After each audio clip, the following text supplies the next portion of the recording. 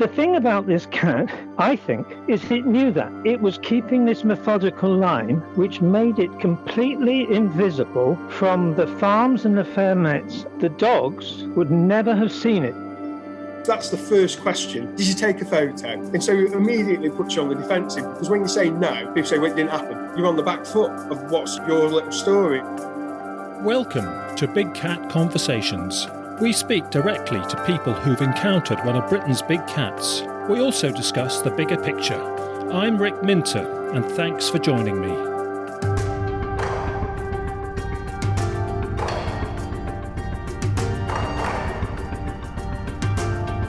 Welcome everyone. We have reached episode 70 of Big Cat Conversations. To mark this milestone of sorts, we have a special guest, because on the line from India we have conservation scientist Sanjay Gubbi, who is going to discuss his experience in studying leopards for over 10 years now, especially in the state of Karnataka, which is in mid-southwest India. Sanjay is a senior scientist with the Nature Conservation Foundation. He advises politicians on wildlife policy.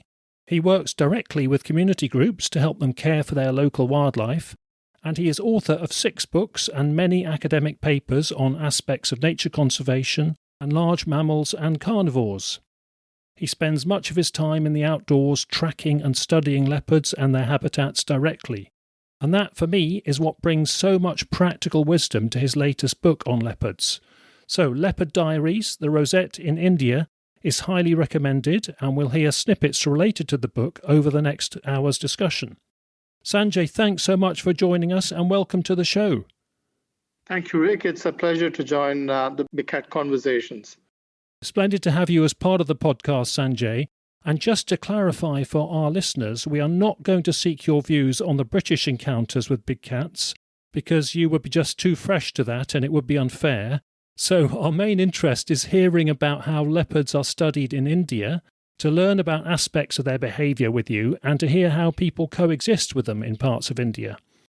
And before we get stuck into that, it'd be nice to have a very quick resume about your career in wildlife issues, and could you tell us how you became focused on tigers and then leopards? I have been interested in wildlife conservation since my high school days. I was part of the scouting movement, and they would take us out.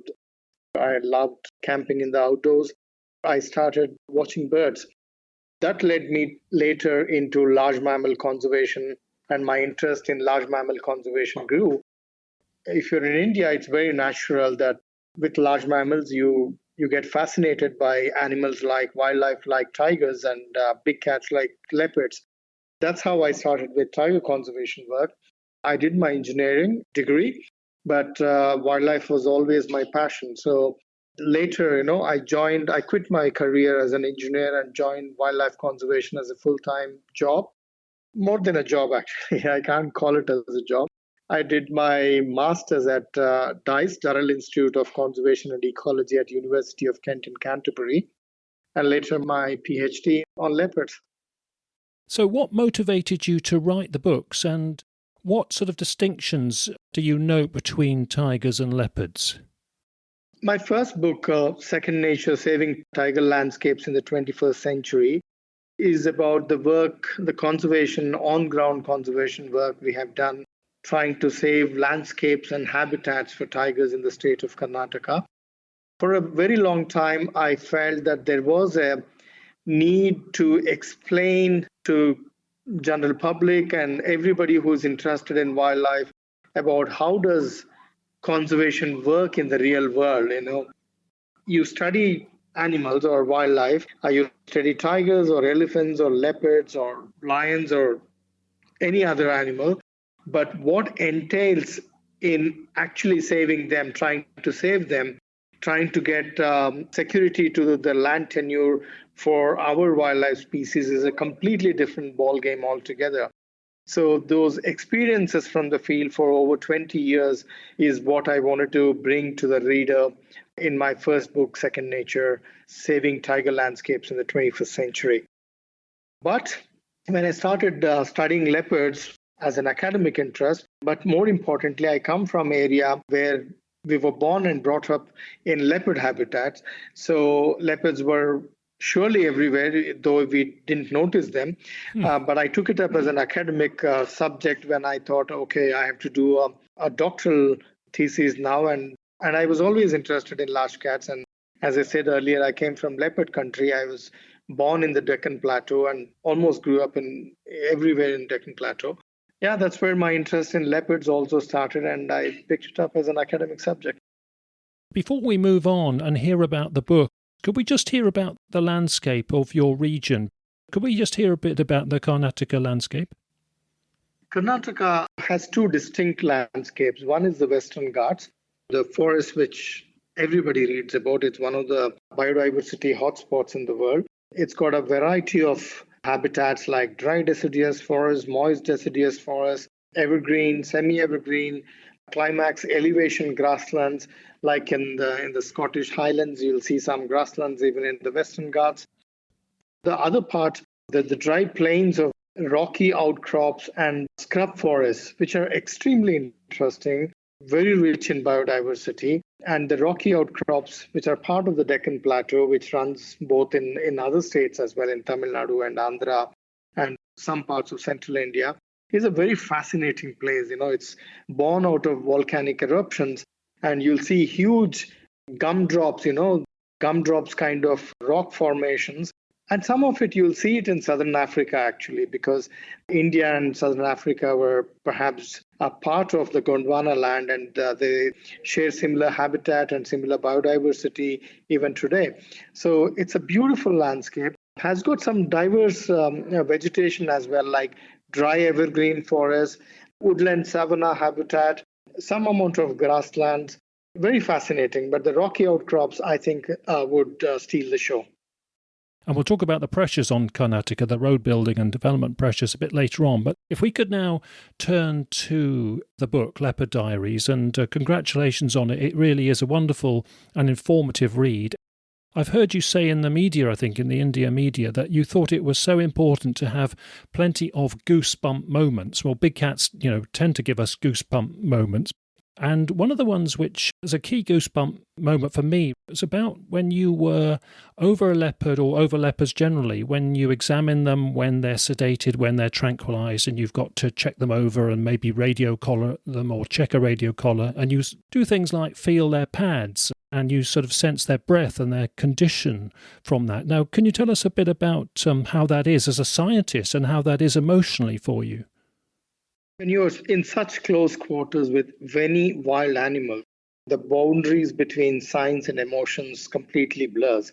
Me personally, I'm a conservationist at heart first. I love watching wildlife. That's how I came into this field.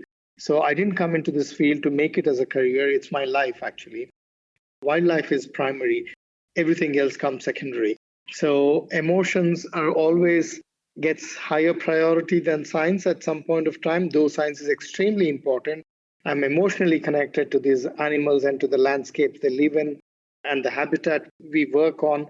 So it's very important, I think, to have that emotional connect to the species you're working. That's what is going to drive you during your points where you're down. And that's what also makes you sometimes hyper to do things which people think is sort of superhuman at some point of time. Like, for example, we convinced the government and we did one of the largest expansions of protected areas in India after the 1970s, between the years 2011, 2012, and 14. We added nearly 1 million acres of forest land to the protected area network.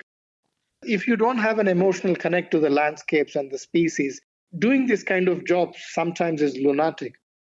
It's very important to have an emotional connect to the species you work on, or generally about wildlife if you have to do such crazy things. Or even, we have worked on mitigating fragmentation impacts of highways or mining companies.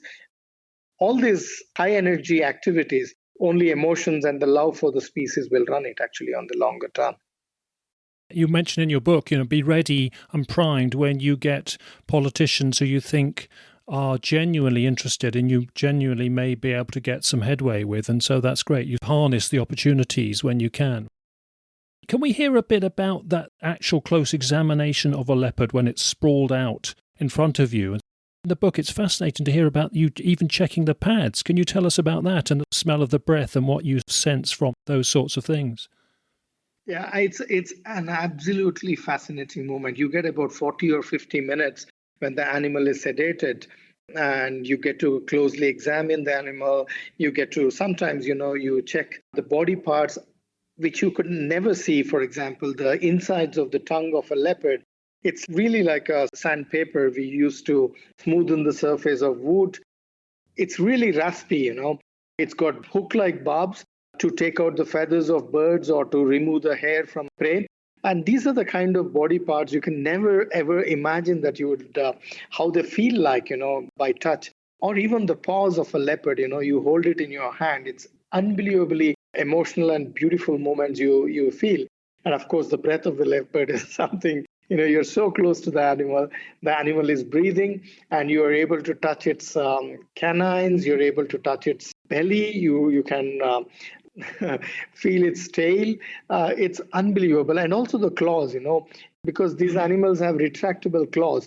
And you know how it works you won't know how it works unless you actually operate it. You push the claw a little bit and you'll see how nicely it comes out of the paw in a curved fashion. Then only you'll believe how stealthy this animal is, and when it requires, how efficiently it can bring its claws out. I'll tell you, it's an absolutely magical moment when you're with a leopard and you hear its heartbeat. And then at times, you lose sense of what's happening, but you should be very focused on the animal because its health condition is extremely important when it's sedated. I was speaking to a mountain lion, a puma, a researcher, who said he did the same things with mountain lions and pumas. He said occasionally they actually forget to turn the radio collar on when they release it because they've been so overcome with all the other things to do. That little incidental moment of switching the power on. And so it goes off wearing some jewelry for a couple of years before it's intercepted again. Yeah, but you need to be extremely methodical and you need to take all the steps, and then you tick off your checklist before you give a antidote to the animal so that you don't do such mistakes. But I agree, people can get carried away with when the animal you love so much and you're working on is right next to you. It's very normal, I think, natural that you get carried away with it. Well, let's talk about you observing them in the field, because it's great that you do so much field work. The times you experience leopards, I imagine it is rare, but when you've observed them yourself in the wild, what kinds of behaviours have you seen them exhibit?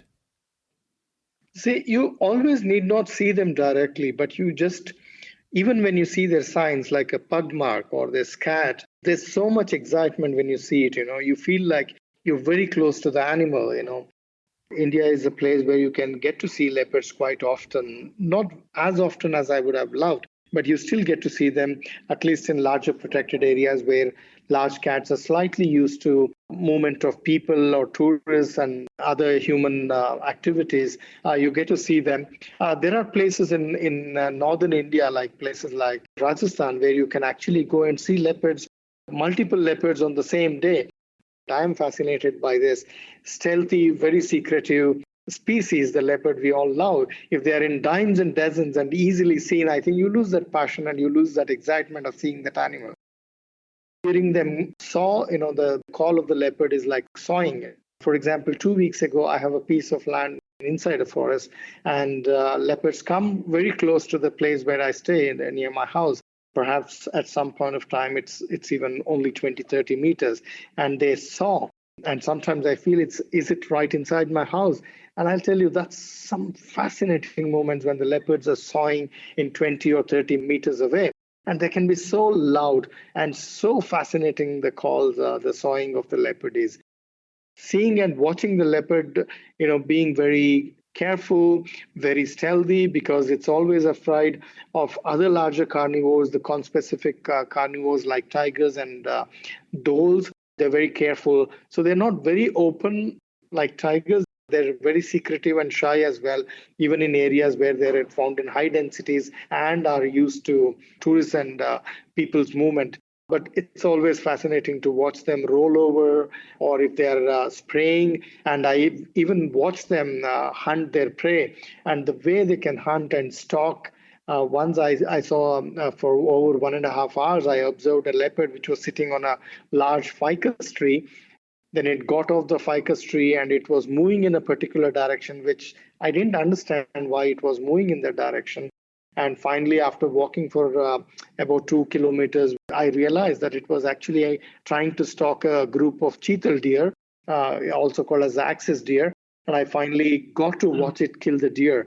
It all went through for over 1.5 hours. But watching this kind of behavior is just unbelievable how stealthy and secretive and an efficient killing machine this large cat is, this spotted cat is. Well, in terms of your encounters directly with leopards, have you ever had a warning cough or a bluff charge? I mean, apart from the swimming pool incident, which we'll come to later, have you ever had any edgy moments close to leopards?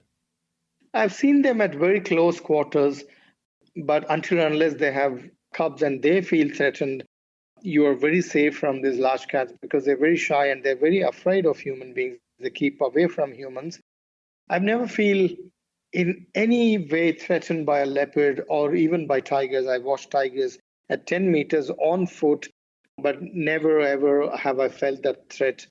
You just feel very excited, so your adrenaline is very high. You can hear your heartbeat when the animal is so close to you, especially when you're on foot, but you never feel threatened. Large cats are very safe animals until and unless they're really prone man-eaters. Could we talk about people's general awareness of leopards and their attitudes to leopards and say the average rural citizen in Karnataka, how aware would those people be of leopards? Would they experience them much in their lifetimes, and what kinds of attitudes would they have towards leopards? Would they see it as a charismatic animal? Would they see it as a pest, or would they see it as something to be wary of, or just does it depend on their life situation? Leopards are very widespread species in this country. I estimate we should have about 25,000 leopards in India. So they're very widespread. So you'll even find them in large forest habitats. You'll find them in scrub forests, even smaller forest habitats, or even whatever habitat that suits a leopard, including some kind of plantation crops like coffee. You find them in sugarcane fields. You find them sometimes in maize fields. Yeah, they're very adaptable and they're very flexible.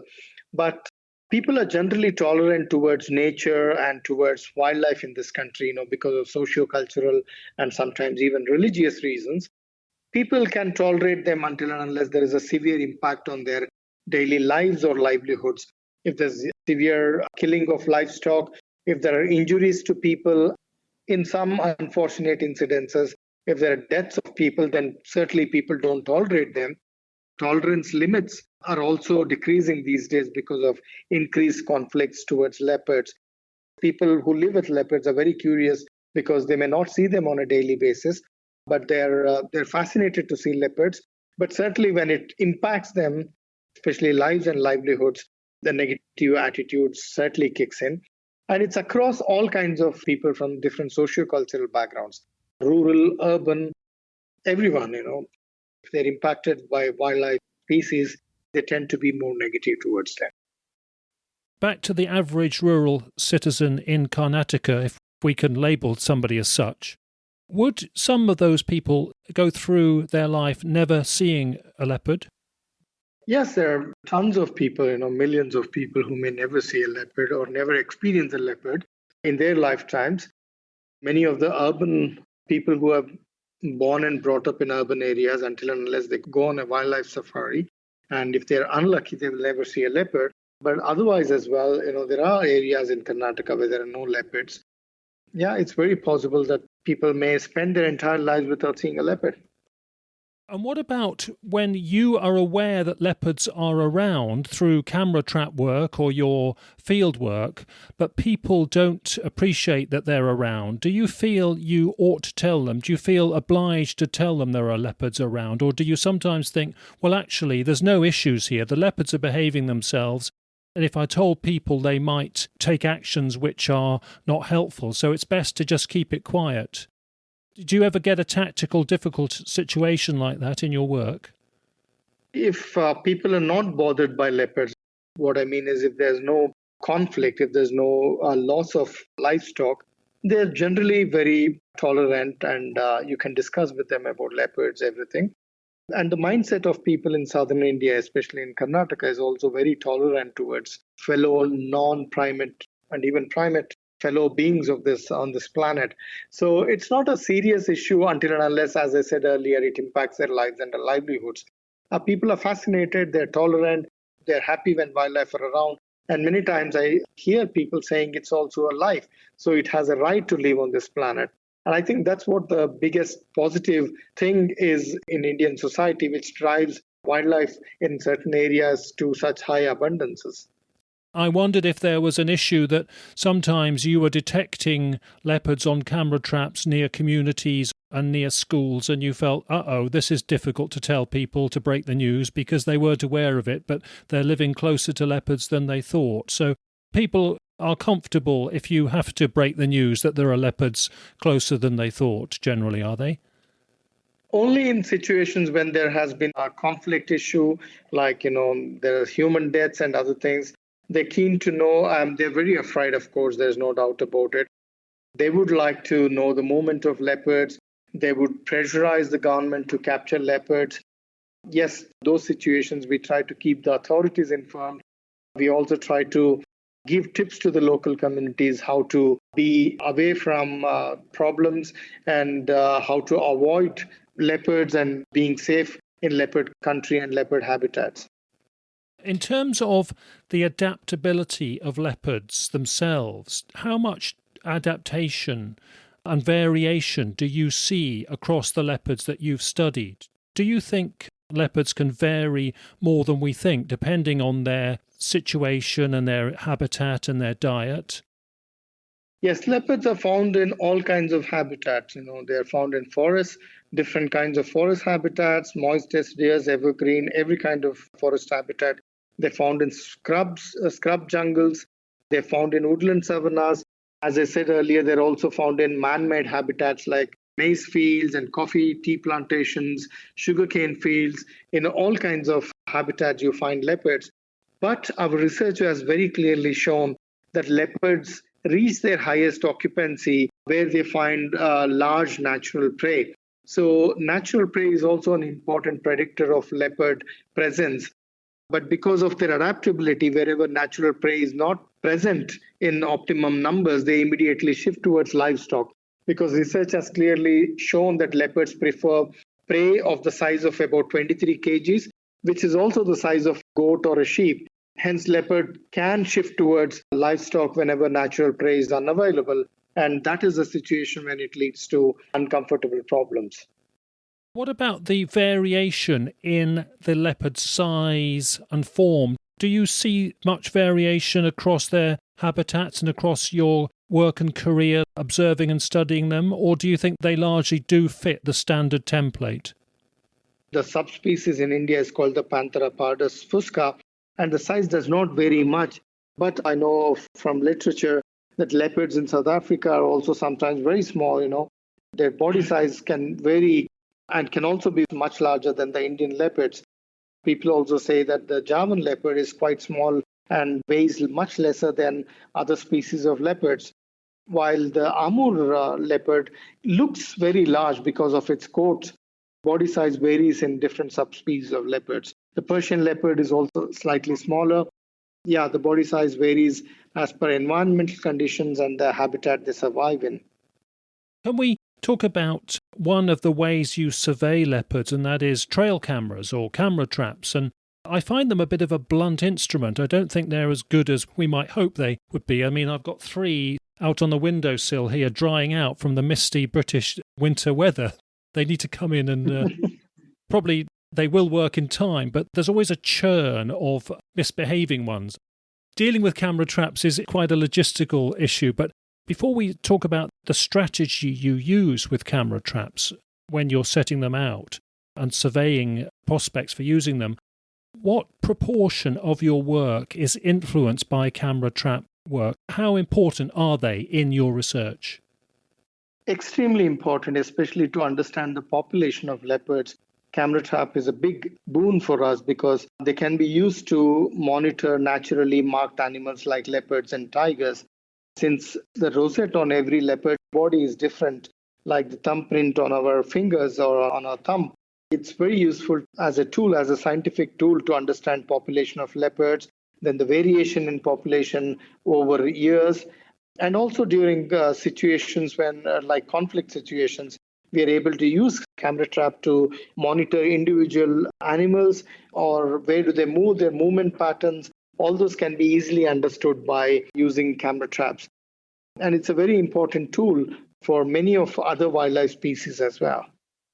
And when you're starting afresh in a new area and you know that you're going to set up camera traps for leopards, how do you go about it? What sort of systems do you use and what sort of numbers and what sort of intervals for checking them? And do you use them in paired situations? See, large cats like tigers and leopards always love to move on trails or on forest roads, the dirt tracks in the forest. So initially we go and do a recce to find out leopard signs like pug marks or like fecal matter, or sometimes they scratch on trees, they urinate on trees to leave their scent mark. So these kinds of indirect evidences are used to understand occurrences of leopard in an area. Those become the preferred spots to tie a camera trap so that you're pretty sure that you're getting animal movement or leopard movement in that area. But it's a slightly more scientific when we actually put up all the camera traps. We try to ensure that every leopard or, for example, every tiger in an area has an equal opportunity to be captured in a camera trap. Of course, leopards and tigers, they may avoid camera traps as well. But the initial way of setting up our camera traps is to find higher number of leopard or tiger signs. Those spots become our favored locations to tie camera traps. And we tie because the rosettes on the leopard's left flank and on the right flank are completely different. You need to set up two camera traps to identify an individual leopard. You're using them in paired situations, so both sides of the body are picked up? Yes, absolutely. What's the minimum number of cameras you'd use in one survey situation? It depends on the size of the habitat we are trying to study. It can vary, but it's also because these camera traps are quite expensive. Resource becomes a constraint if you're studying larger leopard habitats, like perhaps 1,000 or 1,500 square kilometers. Then you use a different approach you don't go and flood the entire area with camera traps. I wish I could do if I had the resources. In those situations, you carry out camera trapping in blocks so that you use your resources more efficiently. Do you find them frustrating, like I do, that they don't always capture what you think there might be there, or you only get bits of an animal, or they malfunction? How efficient do you feel they are for the work you require? Ideally, if you get the best pictures of complete flank pictures of leopards, the most ideal situations. But many times, even if you get just their face or some parts of the body, we can actually compare the rosettes and individually identify. Identifying leopards is slightly more challenging compared to a tiger. Tiger stripe patterns are very clear. Leopards, because they have so many numerous number of spots on their body, a bit more challenging than tigers. But at the end of the day, you certainly get good estimate using this. But of course, if the camera trap doesn't function properly, or if a particular individual leopard is trying to avoid a camera trap, statistical tools account for all of these things before it gives us estimates for population. Okay, and what's the greatest surprising factor you've had revealed to you about the life of leopards from camera traps? The fact that leopards are also polyandrous, both males and females mate with multiple partners at the same time. And more importantly, we have got animals which have moved several tens of kilometers from their natal home range, or even animals who have been adults but suddenly moving out of their natal home range or their established territories to a much farther area, which was surprising. Everybody thought leopards have small home ranges, but they can also tend to have large home ranges. One of the leopards I had collared, it's also part of the book, the chapter Understanding the Big Cats, a leopard called Benki. Benki means fire, which was named by my son by my young 4-year-old son at that point of time. I don't know why he named it as Benki, but it suited its character. Benki had a home range of about 141 square kilometers, which was surprising. Everybody thought leopards have very small home ranges. So our studies revealed that they also need large home ranges and large habitats to survive. What about cooperation and food sharing? I mean, some of the work in western states of America have shown that pumas are collaborating more and food sharing much more than we assumed. We assumed that they were solitary largely and rarely got together and would be in conflict situations if they did. Are you seeing any signs that leopards are more collaborative in their lifestyles than we thought in your work? They certainly don't hunt like lions do in a pride. Leopards are certainly solitary, but once we had 3 leopards, all 3 adults captured on the same location at the same time in a camera trap. So it may be one female, being pursued by 2 male leopards. But generally, they're not group animals. They like solitary life. I'm sure they enjoy their solitary life. When they're mating, of course, you find them in pairs for a few days, 3-4 days, the same pairs moving around. But otherwise, they're generally largely solitary. And in terms of other field survey work that you do, Sanjay, what are you largely doing? Are you tracking for field signs, or do you use any other technology? And would you like to use things like scat detection dogs or drones and give them more resources? What kinds of techniques are in your toolkit? When the habitat you're trying to, or the study area is very large, when it runs into thousands of square kilometers, then you obviously cannot use methodologies like camera trapping because it's very intensive. It's very resource consuming. You need a lot of manpower. So in those kinds of situations, we use another technique called as occupancy surveys, where you're basing your study entirely on leopard signs over larger areas. It won't give you the population estimates, but it will give you what proportion of an area is occupied by a leopard, or why certain areas have higher occupancy while other areas have lower occupancy. So we use occupancy studies. Of course, we used to use radio collaring to understand leopard movement and their home ranges. And we continue to do our camera trapping. And perhaps our camera trapping work is one of the longest studies of leopards in the world. Certainly in India, it's the longest study on leopards, which has been carried out in the same areas year after year. So I'm very proud that we have the longest study of leopards happening in India in our area. Yes, that trend information is so valuable and to keep going with. Do you think that leopards in less dense areas have looser territories? If they're hemmed in, do they have more rigid territories? Does it work like that? Is it as simple as that? Or there are so many variables in it? I don't have solid evidence about it, but we certainly see that even individuals who had established territories suddenly decide to move out of their territories and move far away from their natal home ranges or from their established home ranges. We don't have an explanation for that. It's not even animals being pushed out because they're also quite young. They're not certainly pushed out by younger individuals, but for some reasons which are not known to science, they suddenly move out and make long journeys to go and establish new home ranges. So these are all very interesting but still understudied subjects in the field of leopard ecology. I also try to understand their food habits by collecting their scat, their fecal matter.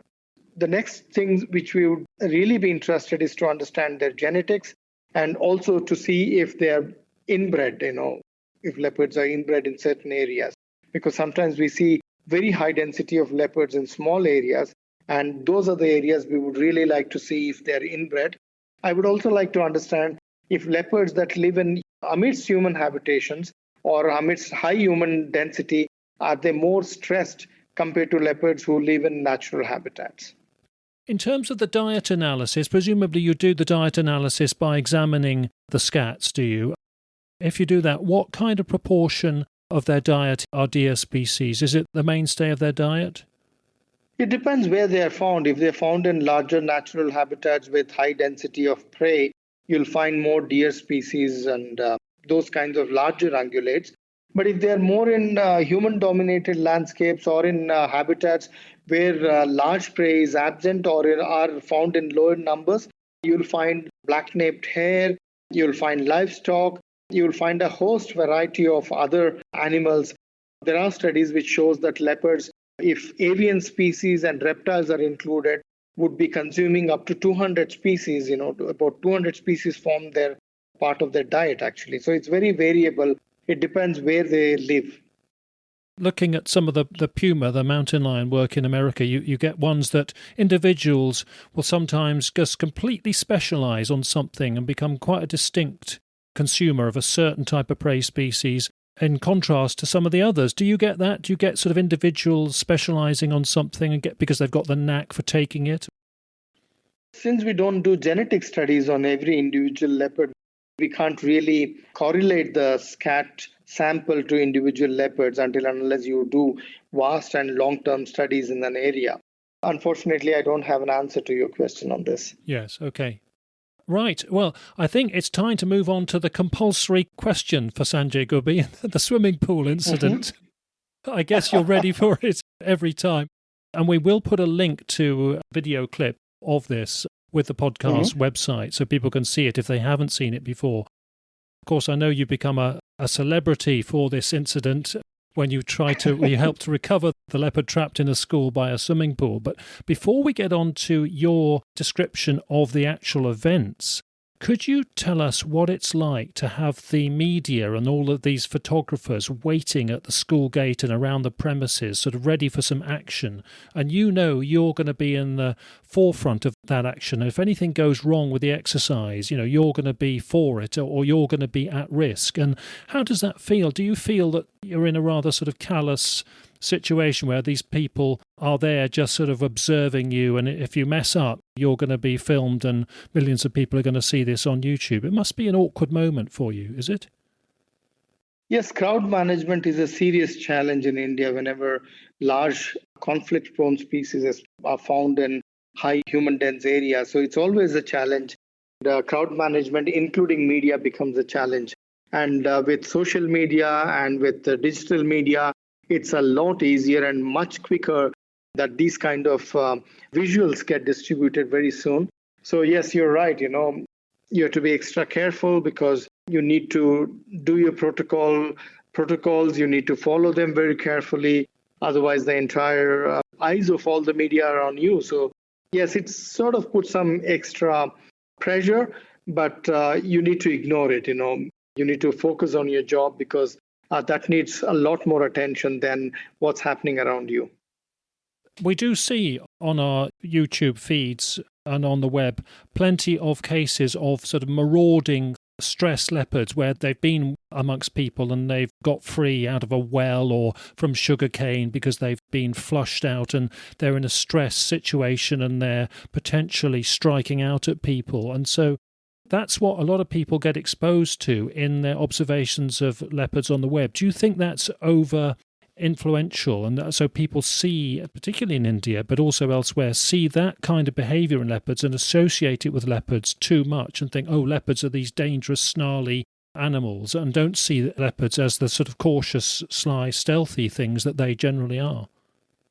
Yeah, it's true, but unfortunately people don't learn the lessons. They're very curious, they're extra curious at some point of time. They're very nosy, in fact. Despite all the social media feeds, you see how dangerous these animals can be when they're stressed. People tend not to give caution and throw wind when these animals are there. They're very curious.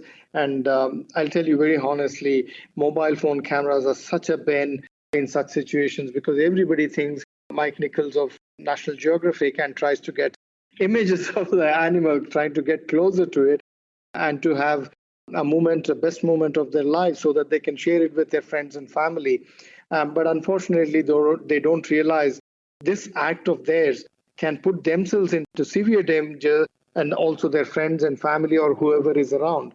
So yes, this camera issue and taking picture issue is a serious cause of stressing the leopard and also putting people who are working to safeguard both the animal and people under a lot of stress and threat as well. Yeah, well, can we go on to your personal experience of being at the school with a swimming pool and preparing yourself, and then obviously the leopard jumped the gun, as it were. Can you tell us what happened and how you felt about it as it happened? It was a Sunday afternoon. I don't know, for some strange reason, a lot of these incidences where leopards come into human habitations or into a school or into a house happens on a weekend. I don't know why that is, but that has been a funny pattern for me for several years now. So it was a Sunday afternoon when I was at home, and then the forest authorities requested me to help them. When I landed in the school, there were hundreds of people who were standing, curious onlookers who were standing on the compound of the school. Everywhere there were kids playing outside the school compound. So we had to first secure the perimeter of the school and also the building so that the leopard, if it came out, people were safe.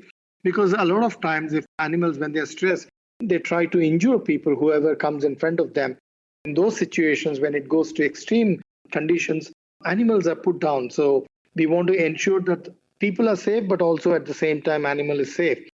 One of the things we had to handle was the media, which was standing on the compound, and this leopard was inside a bathroom. Outside the bathroom was the swimming pool. Very strangely, there was two walls for this bathroom, and between these two walls, there was a space of about 2.5 feet, and there was a ventilator which was broken. I expected if the leopard was sedated and if it got very stressed, it would come out of the ventilator. But we were also, very careful that if the leopard jumps out of the bathroom and if it would fall into a swimming pool and if it's sedated, it could be dangerous for the animal. But if it fell in between those two walls, it could also break its back and die. So we had to be extremely careful to safeguard the life of the animal. At the same time, we had to safeguard the life of people there. So we were talking to and convincing media to move away from the space, from that place, to allow us to work. And that's when I heard a big growl, and I don't know, something went wrong, and somebody perhaps disturbed the animal inside the building. And I turned around to see what was happening, and that's when I saw the leopard flying out of the ventilator. And then I waited a little bit to see which direction it would take. But within seconds, I saw that it was coming towards my direction. I had not yet planned my escape route for situations like this, because that was the next thing I would have done after convincing the media to move out of the place. But before I could do all the basic protocols, I could follow those basic protocols, the leopard was out. And I was also aware that there were school children, young children playing cricket outside the compound. So we had to ensure that the leopard was kept inside the school compound and it would not go out. But while trying to escape, I found a gate which I couldn't climb because of sharp edges on the gate. And that's when I thought, let me see where the leopard is. And I turned back and I saw these two beautiful eyes right next to me, below me. And wonderful set of green eyes, I'll tell you. You can't forget if you see a leopard at such close quarters. And it jumped and caught hold of my buttocks, pulled me down. First bit me once and let me go, and then again bit me and pulled me down. And poor leopard must have felt like there was a huge sack of bricks perhaps falling on it. It rolled over, I rolled over. And then it again tried to escape out of the compound. If you watch the video carefully, you'll see that it was trying to calculate how to jump out. There were a few plastic chairs which was obstructing it and a few basketballs which were kept there. So it was immediately not possible for the leopard to jump out of the compound. That's when the veterinarian came running towards me. He had the security of a wire mesh to hide behind to keep his safety. And I shouted at him, Arun, go for the leopard, sedate it. And he was very sure that, sir, if I sedate it, if I tranquilize the animal, it would come back at you because its attention would get diverted. It would turn back to look from which direction the plunger came, and I would be seen by the leopard. But since we were very aware of children's presence outside, I said, please go for it and shoot the sedation to the leopard. And he did it, and exactly like what Arun thought. The leopard went after him, but he had a secured mesh to protect him. So it turned its attention towards me, and I was walking back, keeping an eye on the animal, and I slipped and fell back, and that's where it jumped and scraped my tummy. It bit on my right above my heart, but luckily I had my mobile phone there, and it just damaged the mobile phone, and my heart and lungs were saved. But of course, it caught hold of it had already caused a lot of damage, and it caught hold of my arm, and it was like pulling it like it would do with a prey animal. And that's when I heard that it bit through my humerus bone. It really was very painful. And until then, I had not felt the pain when it, bit my buttocks or when it was scraping on my arm and biting my arm. But when it really bit and broke my bone is when I really felt the pain. And it was roaring, even today I can hear the roar. It was roaring perhaps a few millimeters away from my ears, so I could hear it. And its eyes was perhaps, I don't know how many, 5 millimeters away from my eyes.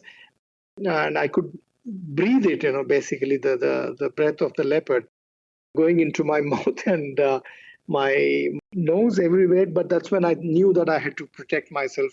And then I took all my courage and got up. It swiped at me once and I fell back, and I again took all my strength and got up, and I just pushed the leopard with my left hand. I had a pair of very strong binoculars in my right hand, and I had decided that if it was required, I would use the binocular to protect myself. But all I needed to do was make myself look bigger, and I pushed the leopard with my left arm. I pushed away its neck. It let my arm go. That's why I didn't fight pulling out my arm, because the entire arm was inside between those four canines. And if I pulled it, I would perhaps lost all my flesh into the leopard's mouth. So it let me go. And then when within a few seconds, somebody tried to shoot at the leopard with all good intention, but the bullet whizzed past my leg. And then somebody threw a huge iron bar at me. Perhaps he or she was thinking that they're trying to help me with a weapon, but it just fell right at my foot, sparing my head. Otherwise, my head would have been broken off. So that day, I think I survived 3 times. And of course, after the incidents, the experience in the hospital was much more horrendous. And I've written all about it in the book. Yes, I remember the book. You first went to a clinic where you felt that your wounds were not really being attended to correctly to prevent infections. But before we can get onto that, in that situation with the direct confrontation with the leopard, were you able to keep composed, or were you panicking? Emotionally, what was that like? I have dealt with situations of captures of leopards in such situations a lot of times in the past.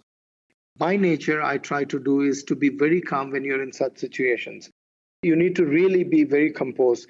And for some strange reason, believe it or not, that day I had some very strange feeling, and I was extra composed. I was extra calm that day. I think that's what saved my life. I somehow feel a lot of times in such situations, people die out of shock and heart attack rather than the injuries caused by the animal. It can be elephant, tiger, or leopards, or any other lions or something like that. But I think it's very important to hold on to your nerves, to be very composed, to keep your heart level low so that you're not very excited. And of course, your adrenaline is very high, so you don't feel the pain at that point of time. But yes, at one point of time, my family passed through my head, my wife, my son, and my parents. For a quick second, they passed in front of my eyes, and otherwise I was very super composed. So your experience really helped in that situation. And it's funny in the book when you mention these missiles coming at you, and they were just as dangerous as the leopard, with people thinking they were helping, Yes. throwing you things to use, but they of course could have taken you out. Yeah, absolutely. The leopard's behaviour in that situation, it's not seeing you as a prey item. It's not going at you because you're vulnerable prey in that situation. Is it panicking as well? It's trying to take you out in case you're a danger. What is its behaviour mode in that situation, do you think, in going for you? Animal would be very stressed, Imagine yourself in the midst of 1,000 leopards, you're one human being in the midst of 1,000 leopards, how would we feel? I'm sure the animal here would have the same kind of panic situation when it is in amidst hundreds and hundreds of people who are shouting, trying to throw things at the animal. It's at very high stress levels for the animal. It's just trying to protect itself. It's not trying to injure animal. It's just trying to get away from that situation. I have my full sympathies for animals which are under such stressful conditions. And of course, some people die just from blood loss, don't they? Because if you get raked in that situation, the blood loss can be severe. Absolutely. That's why it's very important to have ambulances. I had requested all these things that day, but unfortunately the authorities couldn't get it. I had requested that the swimming pool should have been made empty. There should have been an ambulance. There should have been laws, acts enacted or implemented where people, more than 5 people, cannot gather. But unfortunately, the authorities didn't heed to all these things, which finally resulted in some difficult situations. Preparation and training is very important in these kinds of situations. Reflecting on that incident, have you learnt any lessons from it that influence your work now, or is it just part of the process? In a way, you move on, you had a close confrontation, it was a close call, you dealt with it, you got the treatment, you had an arm injury for a long time, and I hope it's not still affecting you now. Incidentally, you're fully over the arm condition, are you? Not fully. I don't think we can ever get back to have a natural arm anymore. There's still some issues with sensation, but also the movement of the arm. But that apart, I'm more impressed by the animal strength. I also know how a prey species feels like when it is caught by a large cat like a leopard. The amount of strength these animals have under the canines is just unbelievable. But at the same time, I feel a lot more sympathetic towards people who are affected by human-wildlife conflict. It's not just the injury, it's not just one day's hospitalization or a few days of hospitalization that's going to cure them. There are a lot of post-hospitalization issues, the support they would require, both the physical, mental, psychological, and medical support they would require, perhaps at some point of time, months after the incidents or sometimes even years after the incidents. So that has also motivated me more towards working to get support from the government for people who have been injured or gone through difficult situations by wildlife. Even today I was talking to a very senior official in the government about a person who's been partially handicapped, physically handicapped due to an elephant trampling him inside the forest. So I'm more motivated to do those kinds of things in the interest of both wildlife and people. Very good. Then the surrounding communities to those people become, I think, more aware that their interests are listened to, and they might be a little bit more sympathetic when issues happen, I guess. So if we can just finish off on sort of land use policy and development pressures affecting India and leopard habitat. And in the book, you mention about the quarrying of some of the rocky habitats that leopards would like. Short term, that must affect leopards, because I guess if some quarries become eventually derelict when they're worked out, leopards are going to reclaim them to some extent. Yeah. And just the road building and the roads through habitats, especially at night. Can you just give us a bit of an overview about what kinds of land use pressures and development pressures are affecting leopard habitat? Yeah, one is the total loss of habitat for various reasons. It could be for agriculture, it could be for construction of infrastructure, and it could be because of extraction of natural resources like granite or iron ore or manganese ore or anything else like that, because it leads to total loss of habitat for the species.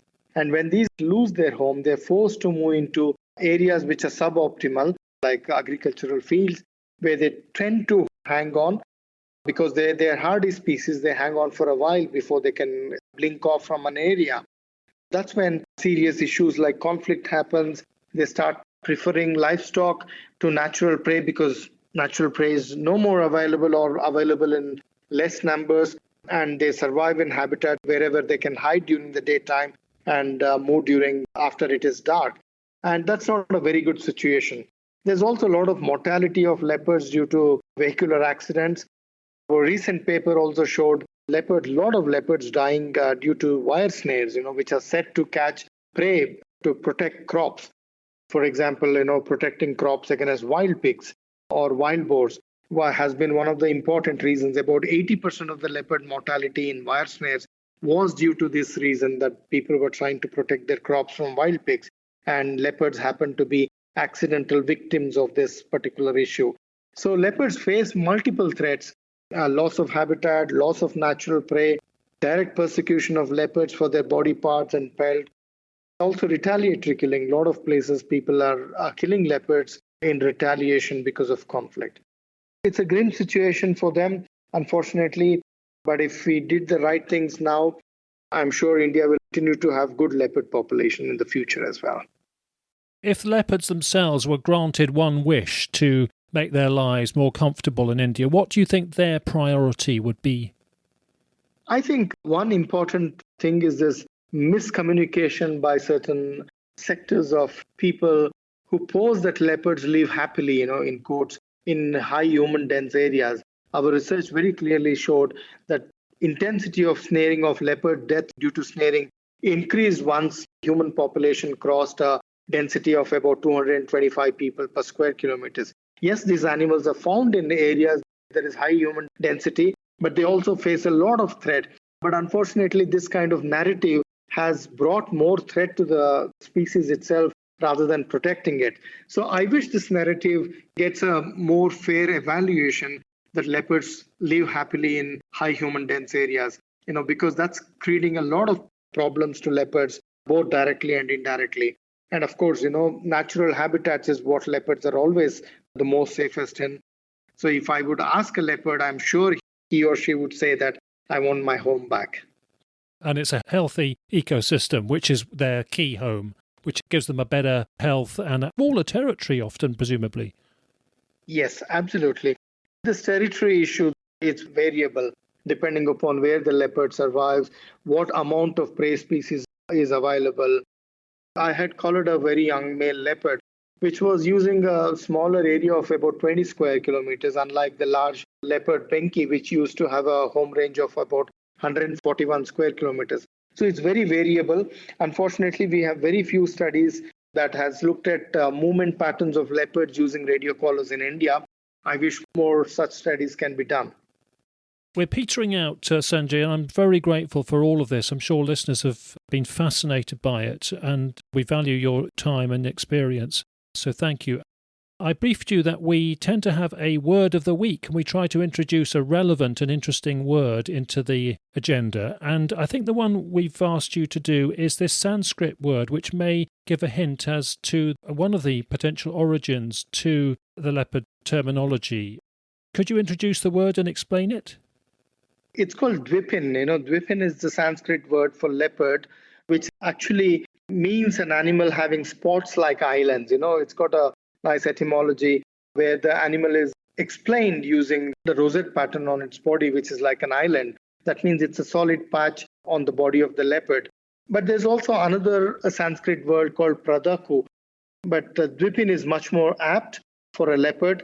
The word leopard is actually of Greek origin, Greek compound leon, which means lions, and pardons means a male panther. And it reflects that it's a hybrid of a lion and a leopard during the classical era. The scientific name Panthera pardus is perhaps derived from Latin, but there are other alternative theories that argue that it is derived from Indo-Iranian words of Sanskrit. So leopard's etymology in local language is very, very interesting. For example, in Indonesia, the black leopard has a completely different word.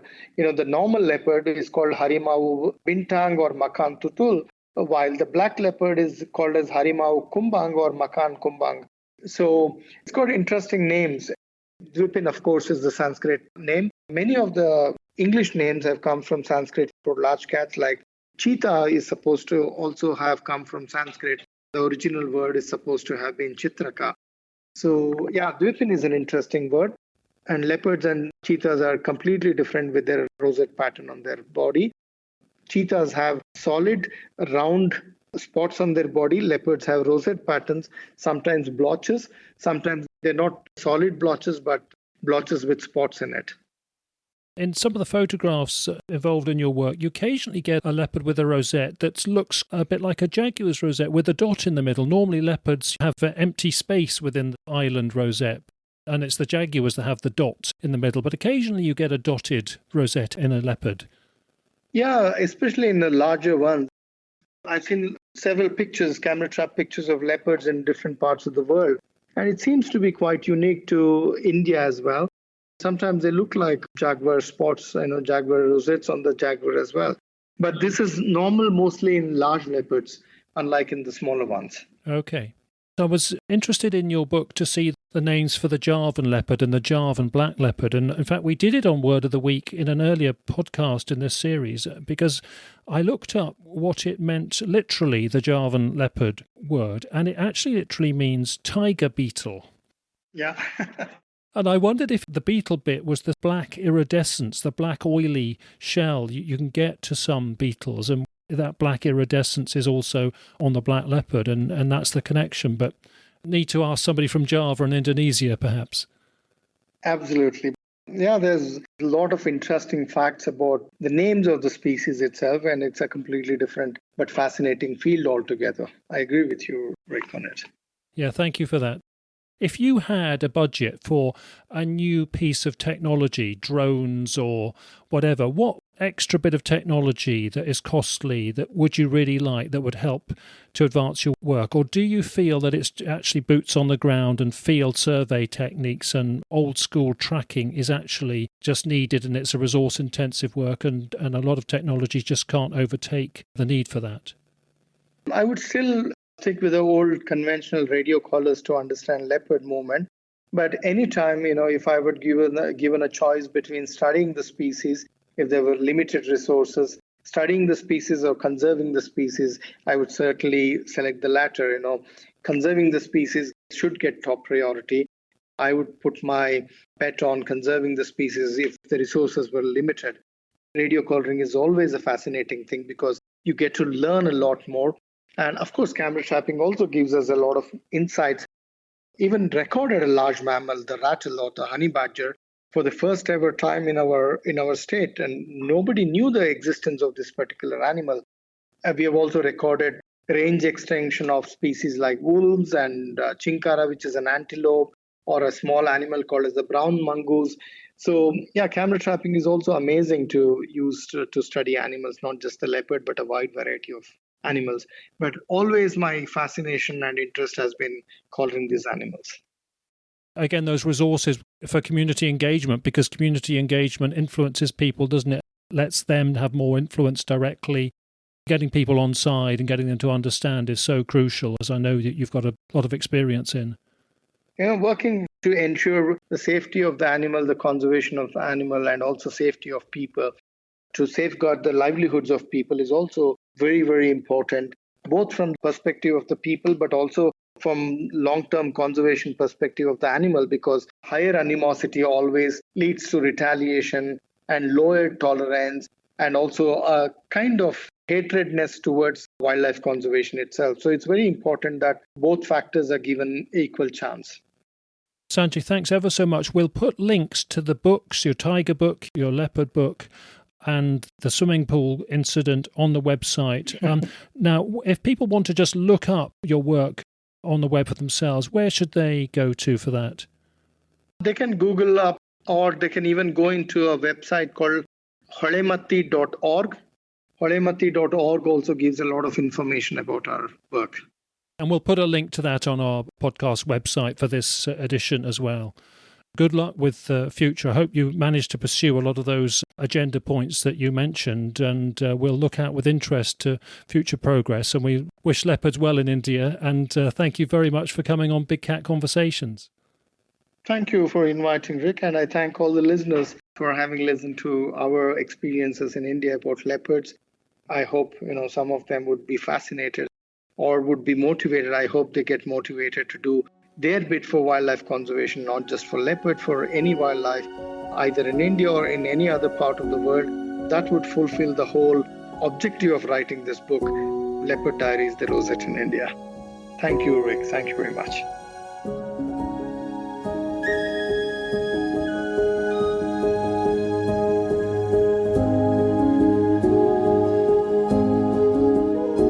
Okay, I'm sure we'll hear some overseas experience again before long.